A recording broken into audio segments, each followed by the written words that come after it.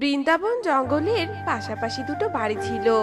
একটা হলো টুনির বাড়ি আর একটা হলো কালু কাকের বাড়ি।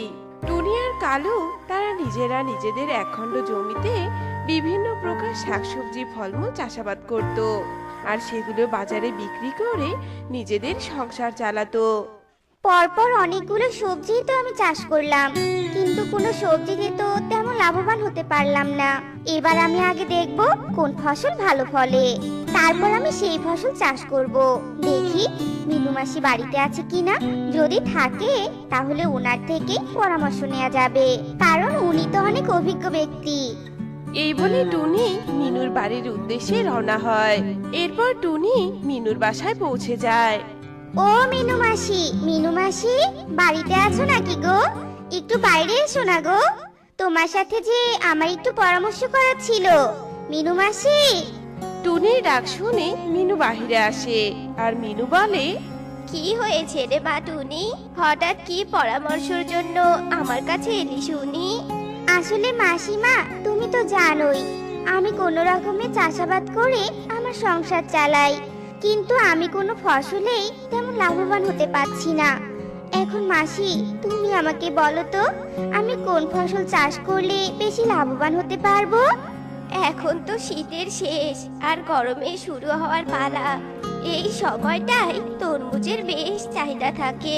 তুই বরং তরমুজ চাষ কর টুনি, তাহলে অনেক লাভবান হতে পারবি। আচ্ছা ঠিক আছে মাসি, আমি তাহলে তাই করি। আর আমাকে এত সুন্দর একটা পরামর্শ দেওয়ার জন্য তোমাকে অনেক ধন্যবাদ মাসি। এবার আমি আসছি। এই বলে টুনি মিনুর ওখান থেকে চলে আসে। এরপর নিজের জমিতে গিয়ে চাষ শুরু করে। এদিকে টুনির পাশের জমিটা হলো কালু কাকের। কালু কাকও তার জমিতে চাষ করছিল। এদিকে টুনিকে চাষ করতে দেখে কালু কাক টুনিকে বলে, কি হয়েছে টুনি? তোর জমিতে এবার কি রোপণ করবি শুনি? এবার আমি তরমুজ রোপণ করব গো।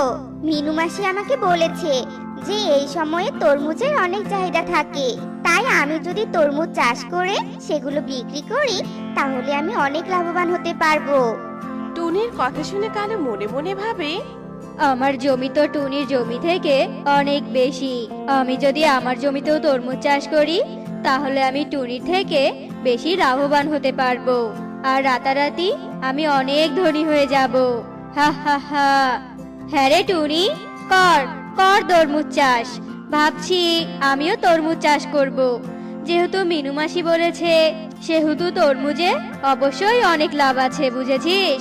ঠিক আছে কালু দাদা, তুমিও তরমুজ চাষ করো, কোনো সমস্যা নেই। এরপর টুনি আর কালু যার যার জমি চাষ করে বাড়ি ফিরে আসে। এরপর ওরা তরমুজের চারা সংগ্রহ করে। এরপর রাত পেরিয়ে ভোর হয়ে যায়। টুনি তার তরমুজের চারা নিয়ে তার জমিতে লাগিয়ে দেয়। এদিকে কালুও তরমুজের চারা নিয়ে নিজের জমিতে লাগিয়ে দেয়। এরপর তারা আবারও দুজনই বাসায় ফিরে আসে। দুদিন পর টুনি মনে মনে ভাবে, দুদিন তো হয়ে গেল জমিতে যাওয়া হয় না, আজ বরং জমিতে গিয়ে একটু জল, সার আর কীটনাশক দিয়ে আসবো। এই বলে টুনি তার জমিতে যায় আর সার কীটনাশক দিয়ে জমির আগাছা পরিষ্কার করে দেয়। এদিকে কালুও টুনির দেখা দেখি তার জমিতে যায় আর কীটনাশক দিতে থাকে। এভাবে বেশ কিছুদিন কেটে যায়। এদিকে তরমুজ গাছগুলো আস্তে আস্তে অনেক বড় হয়। এদিকে টুনি ভাবতে থাকে, এই তো আমার স্বপ্নগুলো আমার কাছে আসার জন্য হাতছানি দিচ্ছে। গাছগুলো বড় হয়েছে, এবার এগুলোতে শুধু ফুল আসার বাকি, এরপর ফল, আর তারপরে আমি সব ফলগুলো বাজারে বিক্রি করে দিব। এই বলে টুনি তার বাড়িতে ফিরে যায়। এদিকে কালু কাক তার আর টুনির জমির মাঝখানে দাঁড়িয়ে মনে মনে বলে, টুনির জমির গাছগুলো তো অনেক সুন্দর হয়েছে। এবার যদি ওর ফসল বেশি আর ভালো হয় তাহলে তো আমার কাছ থেকে কেউ আর তরমুজ কিনে নিবে না। না না, এটা হতে পারে না। যেভাবেই হোক টুনির ফসল আমার নষ্ট করতেই হবে। এই বলে কালু নিজের বাড়িতে ফিরে যায়। এদিকে দেখতে দেখতে বেশ কিছুদিন কেটে যায়। এদিকে টুনি আর কালুর তরমুজ গাছগুলোতে অনেক বড় বড় তরমুজ ধরে। এদিকে টুনি অনেক খুশি ছিল, কিন্তু কালু একদমই খুশি হতে পারে না। এদিকে কালুর মনে বাসা বাঁধতে থাকে নানা প্রকারের কুমতলব। এরপর কালু আবারও মনে মনে ভাবে, টুনির গাছগুলোতে যে তরমুজ ধরেছে ওগুলো সব নষ্ট করে দিব আমি। তাহলে তখন আমি ছাড়া আর কোনো তরমুজ ব্যবসায়ী থাকবে না। তখন এই জঙ্গলে সবাই বাধ্য হয়ে আমার কাছ থেকেই তরমুজ কিনে নিবে। তখন আমি সবাইকে পচা তরমুজ দিলেও তারা সেটা নিতে বাধ্য থাকবে। কিন্তু আমি তরমুজগুলো নষ্ট করব কি করে? হ্যাঁ, পেয়েছি উপায়। পোকা, আমি পোকা দিব তরমুজের ভেতরে। এরপর টুনির গাছের তরমুজগুলো পোকা খাওয়া তরমুজ হয়ে যাবে। হা হা হা। এই বলে কালু অট্টহাসিতে ফেটে পড়ে। এরপর কালু রাতের বেলা একটা বালতিতে করে এক বালতি পোকা এনে টুনির তরমুজ জমিতে দেয়, আর পোকাগুলো আস্তে আস্তে টুনির তরমুজের ভেতরে ঢুকে পড়ে। হা হা হা। টুনি, এবার দেখি তুই কি করে তরমুজ বিক্রি করিস। এরপর কালু হাসতে হাসতে নিজের বাড়িতে ফিরে আসে। এদিকে রাত পেরিয়ে ভোর হয়। এরপর টুনি ঘুম থেকে উঠে তরমুজ তোলার জন্য জমিতে যায়। হায় হায় রে, কি সর্বনাশা কাণ্ড! এক রাতে এতগুলো পোকা কোথা থেকে আসলো? এই পোকাগুলো যে আমার সব তরমুজগুলো নষ্ট করে ফেলেছে। এবার আমি কি করে বিক্রি করবো এই তরমুজগুলো? আর কি দিয়ে বা আমার সংসার চালাবো? ঈশ্বর, কেন এমন হলো ঈশ্বর?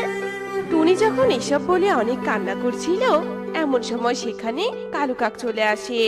আর কালু কাক টুনিকে বলে, আহারে টুনি, তোর সবগুলো তরমুজে পোকা ধরেছে। তুই তো এবার আর এগুলো বিক্রি করতে পারবি না রে। তাই আমি বলি কি, তুই এই পোকা খাওয়া তরমুজগুলো জঙ্গলের গরুগুলোকে দান করে দে। এতে করে গরুগুলো তোর জন্য অনেক প্রার্থনা করবে, বুঝেছিস? তোর ছাই, আমি আবার হাসছি কেন? আমার হাসিতে কিছু মনে করিস না আবার টুনি। তোর কষ্টে না আমার খুব কান্না পাচ্ছে, জানিস? কালুর এমন তাচ্ছিল্যকর কথায় টুনি কিছু বলে না, আর নিজের বাড়িতে ফিরে আসে টুনি। এদিকে টুনির জমির তরমুজের পোকাগুলো ধীরে ধীরে কালু কাকের জমিতেও যায়, আর সেই তরমুজগুলোর ভেতরে ঢুকে পড়ে। কিন্তু বোকা কালু সেটা কিছুতেই বুঝতে পারে না। সে খুশিতে লাফাতে লাফাতে তরমুজগুলো নিয়ে বাজারে বিক্রি করতে যায়। এদিকে টুনি মনের দুঃখে আবারও তার জমিতে আসে আর বসে বসে কাঁদতে থাকে। তখনই সেখানে একটা পরী প্রকট হয় আর টুনিকে বলে, ও মেয়ে, তুমি কাঁদছো কেন এভাবে? কি হয়েছে তোমার? এরপর টুনি কাঁদতে কাঁদতে পরীকে সব ঘটনা খুলে বলে। তোমাকে তো এতক্ষণ ধরে সব কথা বললাম, কিন্তু তুমি কে? তোমাকে তো আমি চিনতে পারলাম না। আমি হলাম তরমুজ পরী। তোমার কান্না শুনে আমি আর থাকতে না পেরে তোমার কাছে চলে এলাম। এবার তুমি চোখের জল মুছে ফেলো তো, আর এই তরমুজ গাছটা নিয়ে তুমি তোমার জমির এক কোণে লাগিয়ে দাও। এরপর যা ঘটবে তা দেখে তুমি তোমার নিজের চোখে বিশ্বাস করতে পারবে না। এরপর পরী টুনিকে একটা গাছ দিয়ে সেখান থেকে চলে যায়। এরপর টুনি পরীর কথা মতো পরীর দেওয়া তরমুজ গাছটা তার জমিতে রোপণ করে, আর জমিতে রোপণ করার সাথে সাথে সেখানে অনেকগুলো তরমুজ ধরতে থাকে। এ দেখে টুনি ভীষণ অবাক হয়ে যায়। ও মা, এ কি অবাক করা কাণ্ড! চোখের পলকে এতগুলো সুন্দর সুন্দর তরমুজ চলে এলো। যাক, ভালোই হলো। তরমুজ পরীকে অনেক অনেক ধন্যবাদ। যাই, এগুলো নিয়ে আমি বাজারে বিক্রি করে আসি। এরপর টুনি তার তরমুজগুলো নিয়ে বাজারে চলে যায়। ওইদিকে কালু আগে থেকে তরমুজ নিয়ে বাজারে বসে আছে, কিন্তু তরমুজে পোকা থাকার কারণে কেউই কালু কাকের তরমুজগুলো নেয় না। এদিকে টুনি তরমুজ নিয়ে আসতে না আসতেই তার সব তরমুজগুলো বিক্রি হয়ে যায়। এ দেখে কালু ভাবতে থাকে, এই টুনির সবগুলো তরমুজ তো আমি পোকা দিয়ে নষ্ট করে দিয়েছিলাম, কিন্তু তবুও এত ভালো তরমুজ টুনি কোথায় পেল? বিষয়টা তো আমাকে দেখতে হচ্ছে। এই বলে কালু টুনির পিছু নেয়, আর টুনি বাজার থেকে বেরিয়ে সোজা তার জমিতে যায়, আর গিয়ে দেখে তরমুজ গাছে আরো অনেক তরমুজ ধরেছে। ও জাদু তরমুজ গাছ, এবার তো থামো। একদিনে যদি এত তরমুজ দাও, তাহলে তো সবগুলোই নষ্ট হয়ে যাবে। টুনির মুখে জাদুর কথা শুনে কালু কাক টুনিকে ধাক্কা মেরে ফেলে দিয়ে তরমুজ নিতে যায়। আর যেই না কালু তরমুজগুলোতে হাত দেয়, আর ঠিক তখনই কালুর পুরো শরীরে আগুন ধরে যায়, আর সেই আগুনে পুড়ে কালুকাক জ্বলে পুড়ে ছাই হয়ে যায়। এ দেখে টুনি বলে, এত লোভ করা কখনোই ভালো নয়। আর যদি তুমি লোভ না করতে তাহলে হয়তো বেঁচেই থাকতে, কিন্তু লোভের কারণে তুমি ধ্বংস হয়ে গেলে কালু দাদা। তো বন্ধুরা, আমাদের আজকের গল্পটি তোমাদের কাছে কেমন লেগেছে তা কমেন্টে জানাতে ভুলো না।